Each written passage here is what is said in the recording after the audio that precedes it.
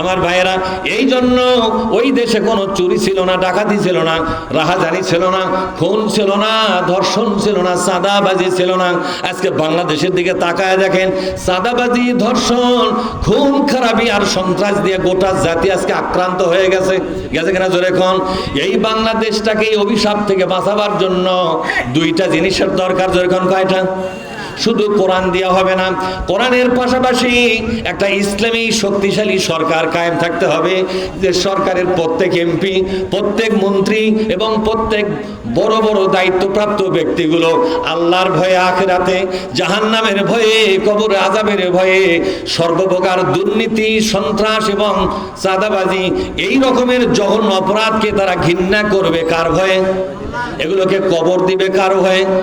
সরকারি টাকা তছরুপ করবে না, অপচয় করবে না, এ টাকাকে অযথায় অন্য জায়গায় ব্যবহার করবে না। আজকে রেলের পাশে দেখলাম, রেলের পাশে খুঁড়ে খুঁড়ে ইটা গাঁথা হচ্ছে। কি গাঁথা হচ্ছে?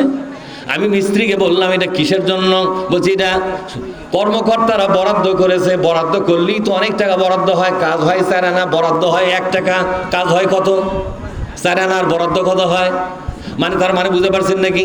1 কোটি টাকা বরাদ্দ করলে 75 লাখ টাকা খাওয়া যায়, 25 লাখ টাকার কাজ হয়। কাজ হয় কিনা জোরে এখন? সুতরাং তারা পাগলের মতো কাজ করতেছে। এই দেশের যারা ভালো অর্থনীতিবিদ, ভালো চিন্তাবিদ, যাদের মানবিক জ্ঞান আছে, বুদ্ধি আছে, মানবতাবোধ আছে, এই ধরনের অর্থবিদরা বলেছেন বাংলাদেশের সরকারি বরাদ্দের টাকা, কিসের টাকা জোরে এখন? বাংলাদেশের সরকারি বরাদ্দের টাকা 5টা বছর মাত্র 16 আনা যদি কাজ হয়, মনে করেন এই রাস্তা করতে লাগবে 1 কোটি টাকা। 1 কোটি টাকায় যদি রাস্তার জন্য খরচ হয়, 5 বছর পর বাংলাদেশ টাকা জাপানের সাথে তুলনা করা যাবে। কারণ সরকারি বরাদ্দ এত বেশি করা হয়, এত বেশি সরকারি বরাদ্দ দেওয়া হয়, এই বরাদ্দের টাকার 75 ভাগ টাকা তছরুপ হয়ে যায়, মাত্র 25 ভাগ টাকা খরচ হয়। 25 ভাগ টাকার খেদমত কি সারা জীবন চলবে নাকি?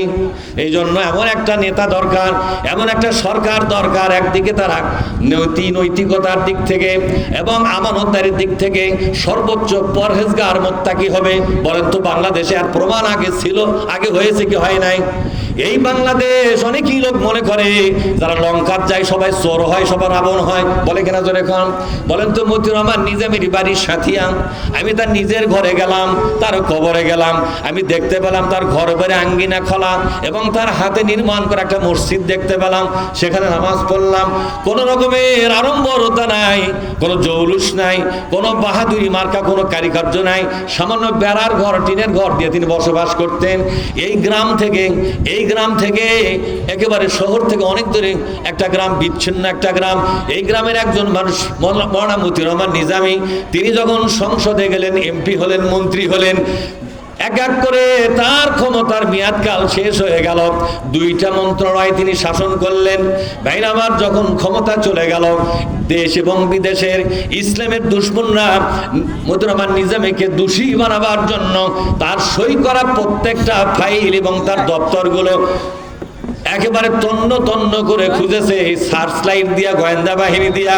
আজও পর্যন্ত 100 টাকার কোনো দুর্নীতি খুঁজে পায় নাই। তাহলে কি বোঝা গেল? যে ক্ষমতা গেলেই কেউ শয়তান হয় না। আসলে দেশেই শয়তান আছে, এটা কি যখন ক্ষমতা পাঠানো হয় এই আগে থেকেই শয়তান, কথা ঠিক না? ঠিক। এই শয়তান হয়েই ছিল, ক্ষমতা যে আরো গুরানি শয়তান হয়ে গেছে।